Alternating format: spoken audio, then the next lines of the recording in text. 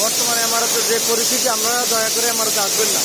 আমরা এমআরওতে যে নিকৃষ্ট কাজ যেটা বলা হয়, এই অয়েলের কাজ আমরা যেটা করতেছি, 4 লক্ষ টাকা কষ্ট করে প্রবাসে আসছি, ভালো একটা জব করবো, সুপার হবে, ড্রাইভারি লাইসেন্স করবো, কিন্তু এই গোপালের যে একটা পরিস্থিতি, যে একটা নসিব, এই নসিব আমাদেরকে আজ কোথায় আমি দাঁড় করালো।